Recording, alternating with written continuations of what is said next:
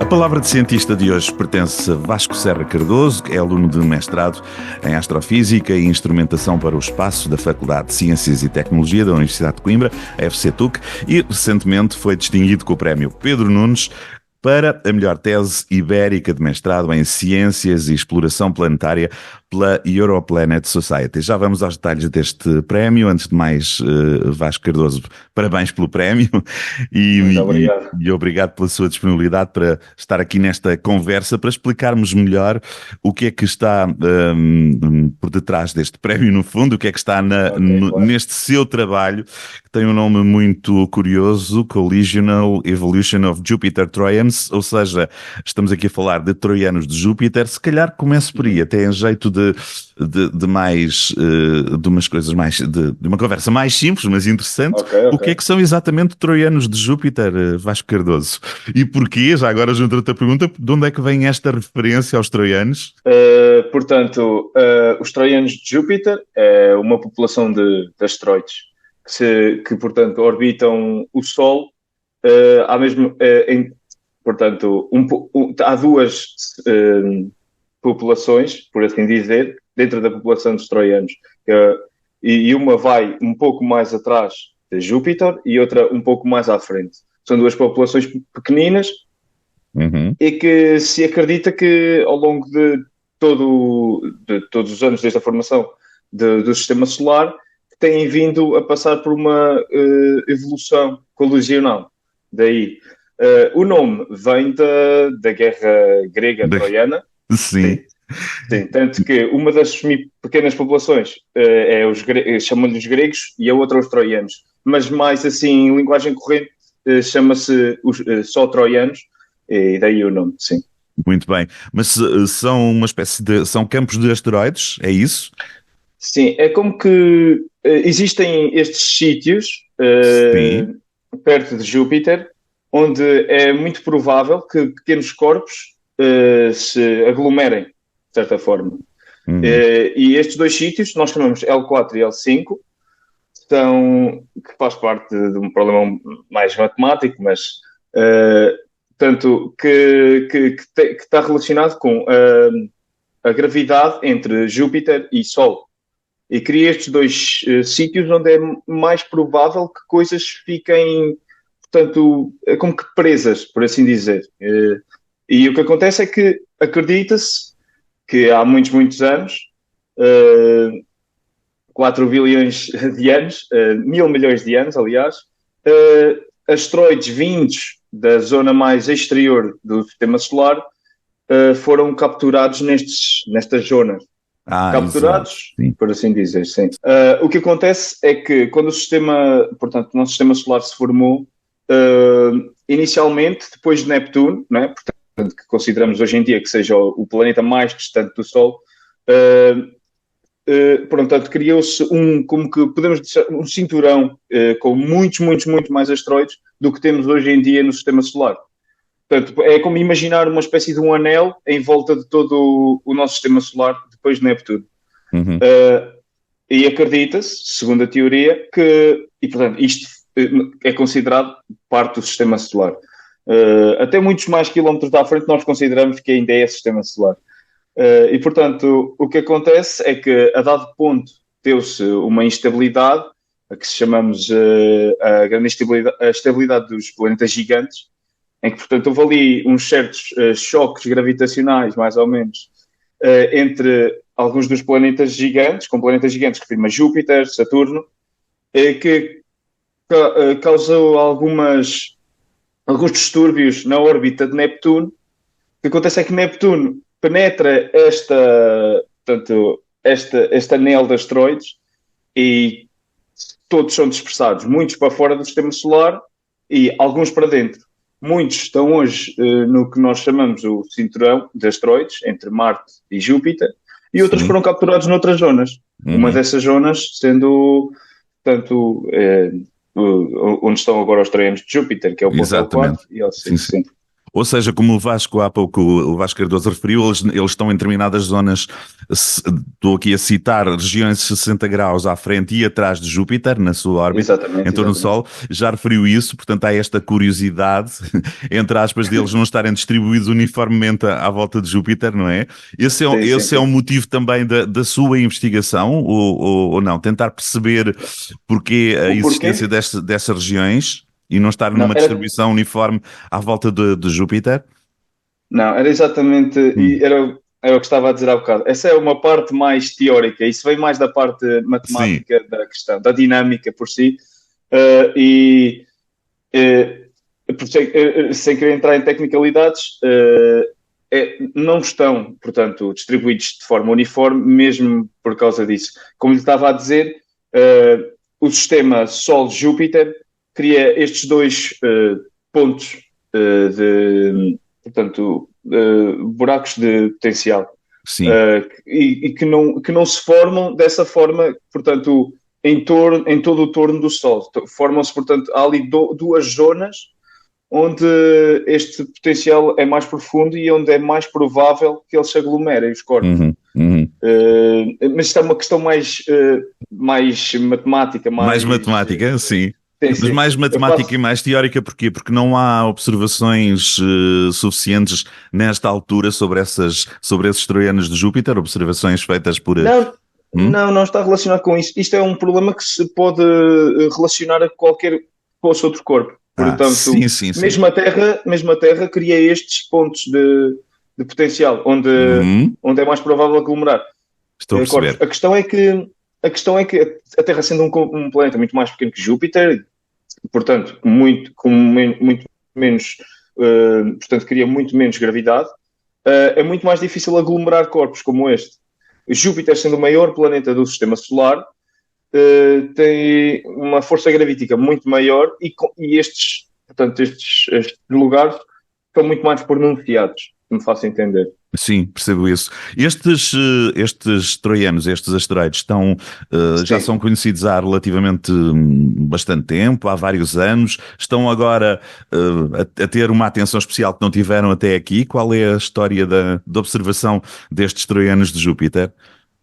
Portanto, conhecidos, acredito que já são conhecidos desde 1800 e já foi descoberto o primeiro troiano.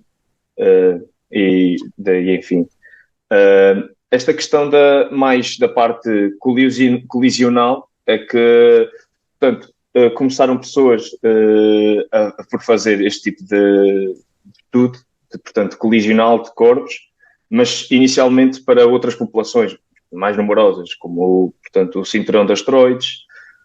No caso da minha orientadora, que foi ela que me puxou para este tema, a minha orientadora, a Paula Benavides, que é uma investigadora lá na Universidade de Alicante. Na Universidade de Alicante, em Espanha. Ela estudava, portanto, corpos que estão, os que permaneceram e que ficaram, depois dos tais distúrbios que lhe estava a falar, depois de Neptuno, ainda há lá alguns corpos, portanto, outros asteroides, e ela estudava já a evolução colisional destes corpos. E quando ela me falou comigo, através do meu outro orientador, que me fez conhecer esta professora, o Nuno Peixinho. O Nuno Peixinho, sim, já esteve aqui várias vezes, já conversa comigo também, que é do Instituto de Astrofísica e Ciências do Espaço. Exatamente. E do Departamento de Física, a IDFC-TUC, sim.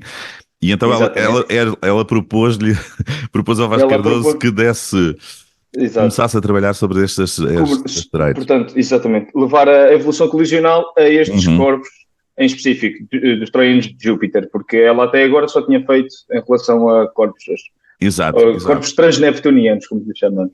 Vasco Cardoso, explica-me melhor o que é que se quer dizer aqui, o que é que quer dizer aqui com a evolução como é que se traduz em português? Colisacional. A palavra não é bem pois não, eu sei. Corrente, exato. Pronto, estamos a falar de colisões, não é? Sim, mas há uma observação de que estes asteroides colidem entre si, continuam a colidir entre si, ou estamos a falar de colisões que poderão ter acontecido e que os deixaram nesta situação? Portanto, existem de facto provas sendo crateras, em Uhum. asteroides, não é? Mesmo como temos na Lua, nós sabemos que a Lua sofreu colisões porque tem crateras. E conseguimos, portanto, datar as crateras e saber mais ou menos quando é que foram os processos portanto, de colisões, no caso da Lua, por exemplo. Sim. Em asteroides sabemos que aconteceu mesmo, porque sabemos que têm crateras e que existem certos corpos que, quando são observados, demonstram características que outros não têm, sendo, como é que dizendo.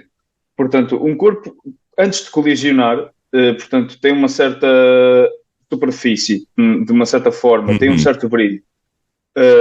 Porque está exposto portanto, à radiação do Sol portanto, e o que acontece é que depois de sofrer uma colisão, portanto, vai produzir corpos mais pequenos, certo? Sim. Estes corpos mais pequenos, como nunca tiveram expostos às condições, ou seja, portanto, portanto, tínhamos apenas um corpo, estes vão emitir uma luz diferente. Ou seja, ao serem observados, nós conseguimos perceber que estes corpos são diferentes dos outros da população e nós compreendemos, então se calhar estes corpos aqui, que têm uma certa luz, que emitem uma certa cor específica, devem ter sido originados de uma colisão, porque são diferentes de todos que estão à Uhum. volta. Percebo. Façam Sim, sim. entender. Sim. Portanto, e daí conseguimos, e é o que nós depois chamamos famílias de asteroides. Ou seja, temos um grupo de asteroides, um aglomerado já dentro da população, que notamos que é diferente de todo o resto. E nós chamamos isso uma família de asteroides. E normalmente tentamos compreender, portanto, quando é que se formou, qual foi o tipo de colisão e todas essas coisas.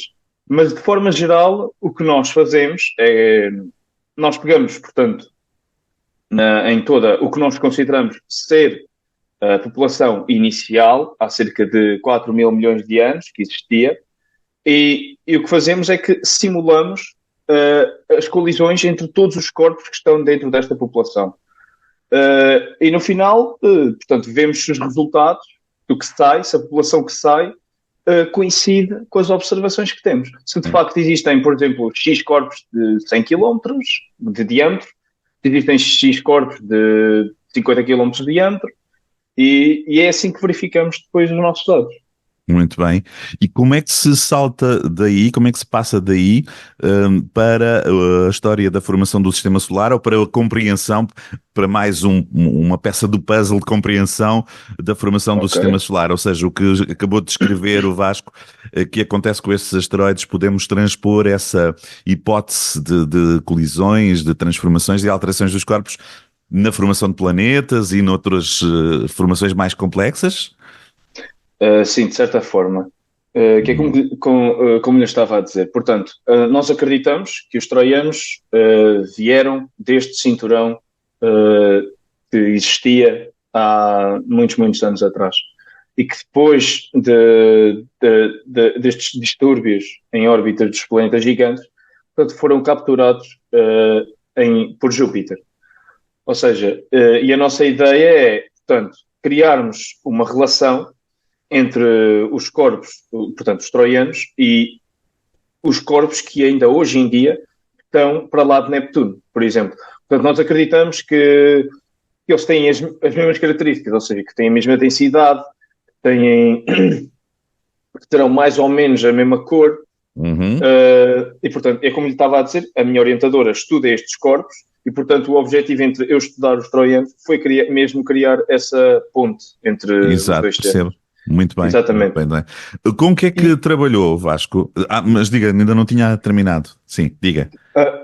Sim, é isso. E ao criar esta ponte, portanto, depois conseguimos, é como que dar assim uma pequena ajuda, Sim. à teoria maior, que é toda a formação do sistema solar e porque é que os planetas estão hoje em dia nas posições em que estão. Exato, Sim. percebo isso. Com o que é que trabalhou ou trabalha, Vasco Cardoso? Com que observações já feitas? Com que dados é que trabalhou para este seu estudo? Portanto, nós maioritariamente, portanto, fazemos simulações formas que a grande maioria dos dados que vamos buscar vem de outros artigos pré-feitos, exatamente, ou de bases de dados grandes com bastante informação, porque nós precisamos de ter uma descrição bastante boa dos nossos dados, ou seja, nós precisamos de saber mais com uma certa certeza quantos corpos é que existem nesta população e de que tamanhos e tudo isso, para podermos fazer um estudo que seja minimamente, portanto, válido, não é? Então, o que nós fazemos é que existem bases de dados, mesmo na internet, portanto, que são conjuntos de dados que vêm de várias observações, de vários observatórios do mundo, e que onde são reunidos, portanto, muitos dados sobre certas populações, de várias populações, e existem, portanto, estes bancos de dados onde estão observações, por exemplo, só dos troianos de Júpiter. Sim. E é a partir daí que depois foi feito o trabalho, não é? Com Exato. simulações. Os troianos já estão, tudo indica que já estão todos registados, ou ainda há quem esteja a observar esta zona dos troianos de Júpiter e volta e meia apareça mais um? Não, essa que é a parte engraçada, porque, então. como pode imaginar, ao dois objetos colidirem, portanto, se fazemos colidir dois objetos que tenham 1 metro, imaginemos, e o que vai acontecer é que, portanto, eles vão se despedaçar, né? E vão criar corpos até, não sei, centímetros, portanto, milímetros, ou mais pequenos que isso. Claro. Portanto, quando se dá uma colisão entre dois objetos ainda maiores, vamos imaginar de 100 km, por exemplo, os corpos que se formam daí podem ir até 1 milímetro e nós não conseguimos observar corpos. Claro que sim. Mas continuam a ser considerados asteroides, ou já passam para a categoria de poeiras?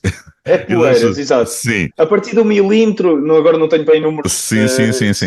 Mas a partir de uma certa altura começamos a considerar poeiras. Mas no caso, por exemplo, de 1 metro, nós consideramos um asteroide.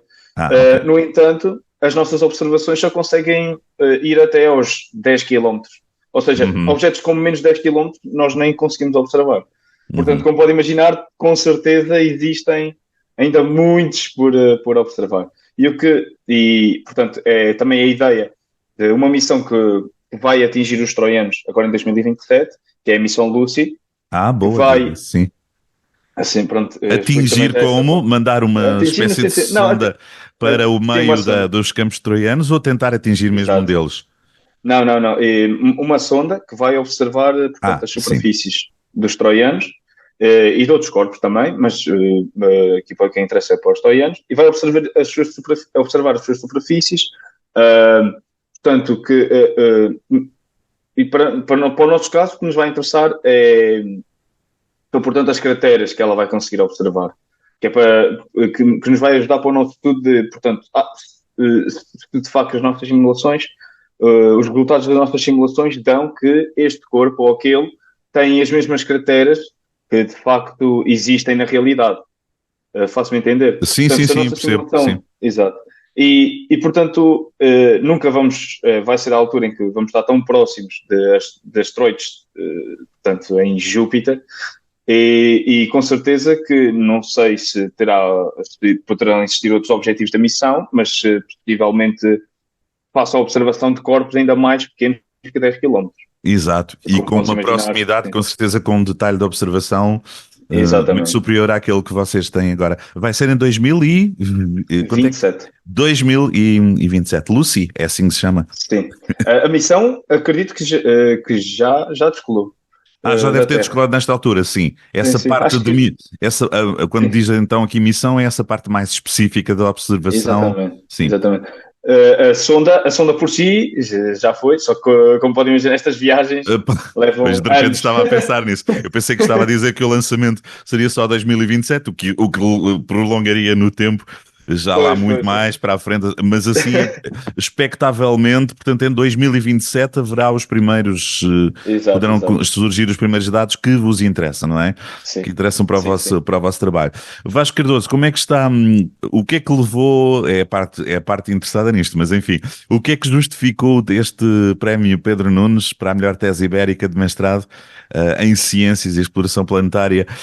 pela Europlanet Society, a concorrência era grande, não sei. Quais foram, no fundo, as mais-valias deste seu trabalho que levaram à atribuição deste prémio? Portanto, eu não sei qual é que era a concorrência, porque eu de facto, de facto, portanto, a mim A decisão de concorrer foi sua ou foi do Nuno Peixinho e da Paula Benavides? Foi da Paula. Foi da Boa. professora Paula Benavides. Ela me mencionou-me, Vasco, olha, concorre aqui a este prémio. Acho que a tua tese tem bastante potencial. Portanto, ela acreditava no trabalho que fizemos. E, portanto, eu concorri. Muito bem. E acho Como que... estava a dizer, não soube da concorrência, mas soube com certeza quais foram os trunfos, os mais-valias do trabalho que levaram a este prémio. O que é que... Exatamente. Eu acho que é um tema que não é muito explorado, especialmente aqui portanto, aqui, mais na Europa, por si. Portanto, quem faz mais este tipo de estudos são os nossos amigos americanos, lá na NASA, que fazem este tipo de estudos. Portanto, destes assim de evolução regional não há tanto aqui, muito menos na na Península Ibérica. Acredito que somos os únicos. Então, acho que por ser um tema assim muito diferente e que não havia, portanto, ninguém mais ou menos da minha faixa etária ou nem mestrado a pegar neste tipo de tema, acho que chamou a atenção por aí. E, portanto, eu acho que também, para além disso, foi um estudo bastante completo. Sim. Porque na minha tese acabei por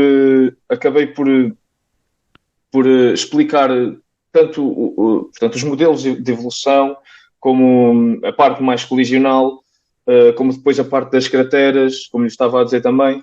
E acho que toda essa união levou a um estudo muito, portanto, completo. E acho que foi por aí. Muito bem. E este momento está fechado, ou seja, apresentou a sua tese, não sei se já a defendeu nesta altura. Eu já defendi já defendeu?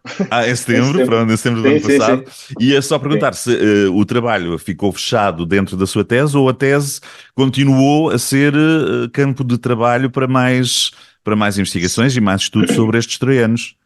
Sim. De momento estou com a professora Paula ainda e a trabalhar em 2 artigos.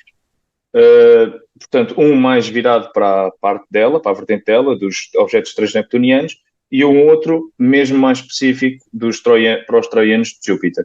Portanto, a nossa ideia é publicar estes artigos. Sim. E, portanto, dar a conhecer o trabalho que fizemos, sim. Muito bem. Vasco, estas teses, no caso da sua tese, elas, para quem eventualmente chegue a esta conversa e possa querer vê-la, lê-la, conhecê-la, a tese é um trabalho reservado, é um trabalho aberto, é possível encontrá-la em algum sítio na internet? Eu acredito que a Universidade de Coimbra disponibiliza as teses. Sim. Sim. Basta procurar no website deles, ou pelo menos no Departamento de Física da Universidade de Coimbra, e acredito que eles disponibilizam as teses, sim. Muito bem. Vasco Cardoso, obrigado por esta conversa e continuação de bom trabalho, boas descobertas. E agora já percebemos que está em contagem decrescente até 2027, não é? Sim. Quando chegarem esses primeiros dados, será de certeza um momento muito, muito importante e muito interessante para vocês. Obrigado, Vasco. Continuação de bom trabalho. Obrigado.